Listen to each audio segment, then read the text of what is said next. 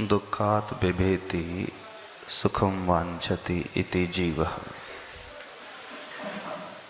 भारतीय संस्कृति में, जैन दर्शन में जीव की जो परिभाषा आती है, जीव का जो लक्षण आता है, जो दुखों से डरता है और सुख की इच्छा करने वाला होता है, वह जीव होता है। दुनिया का हर प्राणी, हर इंसान सुखी तो चाहता है,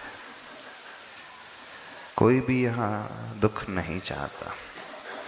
उस सुख पाने की आकांक्षा को लिए हुए वह अपने समझ के अनुसार, अपने ज्ञान के अनुसार एक प्रयास करता है, एक रास्ते पे चलने का पुरुषार्थ करता है। पर जो सारे संसारी पुरुषार्थ करते हैं, दिन रात भागते रहते हैं, वहाँ सुख नहीं मिलता, सुख का आभास मात्र मिलता है। तो जो व्यक्ति सुख और सुखाभास में अंतर को समझ लेता है, वह अपने आप सही रास्ते को अपनाने वाला हो जाता है। दुनिया यही मानती है, जितनी ज़्यादा धन दौलत होगी, जितना बड़ा व्यापार, जितनी बड़ी डिग्री, जितना बड़ा पद, जितना बड़ा पैकेज, जितनी अच्छी बाहरी सुख सुविधाएं रहेंगी, उतना ही वह अधिक सुखी होगा। लेकिन यह समझ बिल्कुल गलत है। सुख हमें बाहरी वस्तु में नहीं मिलता, सुख पैसे में नहीं, सुख डिग्री में नहीं, सुख पैकेज में नहीं, सुख पद में नहीं, प्रतिष्ठा में नहीं होता है। सुख हमारे अंतर में होता है। सुख वस्तु आश्रित नहीं होता है, सुख आत्माश्रित होता है। जब जब व्यक्ति वस्तु आश्रित सुख के पीछे भागने की कोशिश करता है, एक दिन वह महसूस करता है जीवन के एक पड़ाव में कि मेरी सारी मेहनत, सारी भाग दौड़, सारा पुरुषार्थ जो चलता रहा, उससे मैंने कुछ भी अचीव नहीं किया, कुछ भी तो नहीं पाया। यदि बहुत सारा पैसा हो और सुखी हो जाना होता तो दुनिया के सारे अमीर लोग बहुत सुखी होते। लेकिन देखने में आता है जो जितना बड़ा है वो उतना ही बड़ा दुखी है। जितनी बड़ी ढोल उतनी ही बड़ी पोल।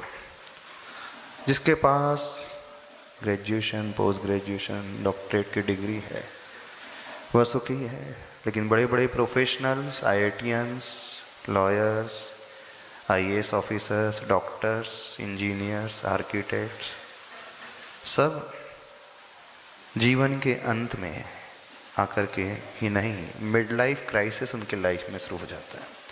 जब अराउंड 45-50s में वो आने लगते हैं, तब उन्हें महसूस होता है कि मेरी सारी एनर्जी, सारा उत्साह, सारा जोश जिसमें लगा है, पूरी ज़िंदगी मैंने मेहनत की। क्योंकि 50 की एज ही एक ऐसी होती है कि वहाँ तक व्यक्ति खूब मेहनत करता है, जी जान लगा करके, दिन रात लगा रहता है काम करने में। अराउंड 50s, जैसे ही अराउंड 50s के आसपास पहुँचता है, फिर वह महसूस करता है मैं पा तो कुछ रहा ही नहीं हूँ। जो सपने मैंने देखे थे, कितनी भाग दौड़ करने के बाद, इतना पैसा जमा करने के बाद, इतने प्लॉट्स, इतने बंगलोज, इतने फ्लैट्स बनाने के बाद, इतनी गाड़ियाँ खरीदने के बाद, इतनी ज्वेलरी होने के बाद मैं अच्छा हो जाऊँगा, सुखी हो जाऊँगा। लेकिन मैं उतना ही ज़्यादा दुखी होता चला आ रहा हूँ। तो सीधा सा संबंध है, सुख हमें सुविधाओं में नहीं, वस्तुओं में नहीं मिलता है, सुख हमारे भीतर होता है। तो जो इसे समझ लेता है वही सबसे बड़ा ज्ञानी होता है। बाहर की शिक्षा, डिग्री, आज कॉलेज की शिक्षा, स्कूल की शिक्षा, प्रायः इस इंसान को बाहर की दौड़ की ओर भगा रहा है। लेकिन जिसे आत्मज्ञान हो जाता है, जो सच्चे सुख को समझ लेता है, वो यह भी जान लेता है कि सुख परिग्रह को जोड़ने में नहीं, पैसों को जोड़ने में नहीं, सुख जहाँ होता है वहाँ संतुष्टि होती है, सेटिस्फेक्शन होता है। सुख निर्विकल्पता का नाम है, निराकुलता का नाम है, जहाँ सारे टेंशन समाप्त हो जाए, जहाँ व्यक्ति समस्त इच्छाओं को जीत लेता है, उसके भीतर कोई इच्छा ही नहीं उठती है। ऐसा नहीं उसने इच्छाओं को दबा दिया है। इच्छाओं को दबाने का नाम सुख नहीं है। सुख वह कहलाता है कि हमारे भीतर इच्छा ही पैदा ना हो। जो हमें मिल रहा है हम उसी में संतुष्ट हैं, संतोष गुण होता है। तो जिसके भीतर संतुष्टि का गुण होता है, जिसकी तृष्णा जितनी कम होती है वह उतना ही अधिक सुखी होता है। प्रभु जो होते हैं, साधु जो है सुखी इसलिए होते हैं कि उन्होंने अपनी समस्त इच्छाओं के ऊपर विजय प्राप्त कर ली। कोई आसक्ति का भाव ही नहीं, कोई परिग्रह का, मूर्छा का भाव ही नहीं। तो परिग्रह मूर्छा का भाव जब टूट जाता है तो व्यक्ति की दौड़ बाहर की ओर नहीं, व्यक्ति की दौड़ भीतर की ओर होती है। वो सुविधाओं को जोड़ने में नहीं लगता है, जिसे जो मिल रहा है फिर उस ओर आने की कोशिश करता है। उसे जबरदस्ती त्याग करना नहीं पड़ता है, वो इंद्रियों को दबाता नहीं है। उसका स्वभाव ही हो जाता है कि उसकी रुचि उस ओर होती ही नहीं है। उसकी रुचि, उसका इंटरेस्ट अपने में ही होता है, आनंद में ही होता है।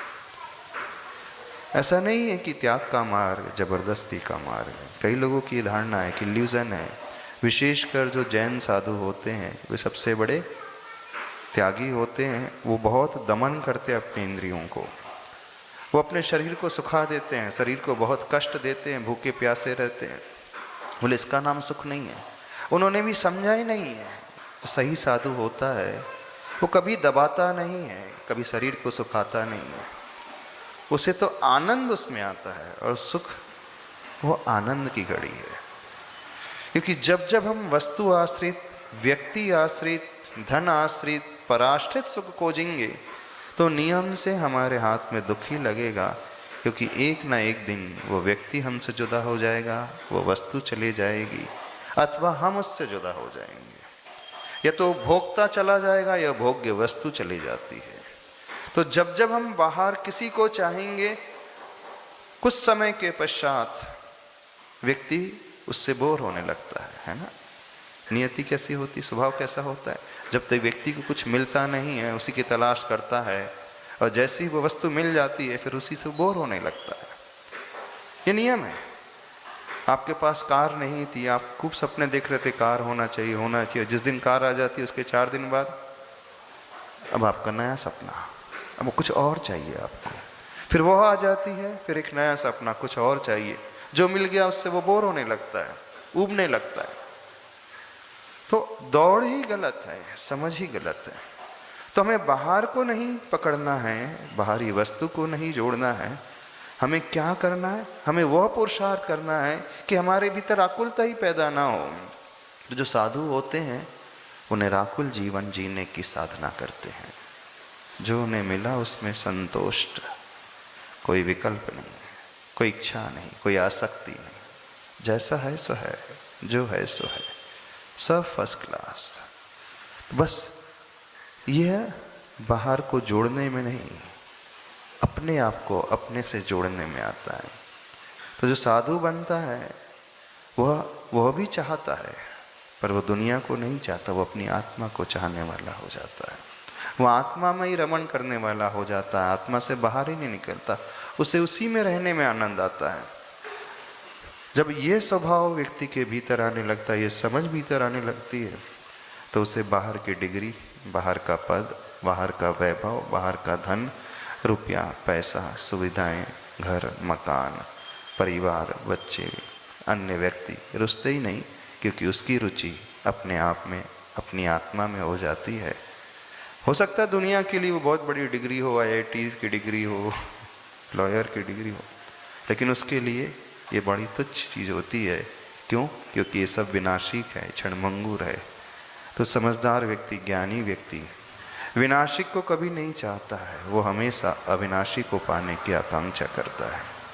जो समाप्त हो जाता है उस और उसकी दृष्टि नहीं होती है, उसकी और उसकी दृष्टि होती जो कभी समाप्त ना हो। तो चाह पैदा करना है ना, तो उससे चाहो जो कभी आपसे छूटे ना, कभी आपसे जुदा ना हो, हमेशा आपके साथ रहे। और क्या है जो हमेशा हमारे साथ रहता है? तो हमारे ही आत्मा के गुण, वो हमेशा हमारे साथ रहते हैं। तो वो इसलिए अपनी आत्मा की ओर आने लगता है और उसी में डूबने लगता है। जब इसकी रुचि हो जाती है तो फिर उसका ये सब कुछ स्वतः छूटने लगता है। उसे लगता ही नहीं कि मैं छोड़ रहा हूँ। उसे ये भी विचार नहीं आता मैंने इतना छोड़ा, इतना बड़ा त्याग कर दिया, ऐसी डिग्री छोड़ करके एकांत में रहूँगा, जंगल में रहूँगा, उस और उसका भाव ही नहीं होता। उसे तो सिर्फ यह दिखता है मुझे अपनी आत्मा में आना है।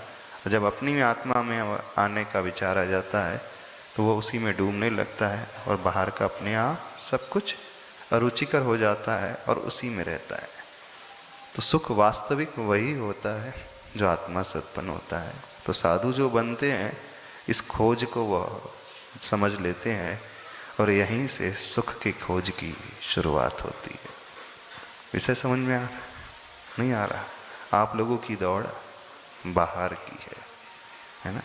परछाई को कितना भी पकड़ोगे बाहर, वो उतनी ही दूर होती जाएगी। यदि आप चाहते हो परछाई आपके पीछे भागे तो सिर्फ दिशा पलटना है, बाहर नहीं अपने भीतर आना है। परछाई हमें फॉलो करेगी। चलिए।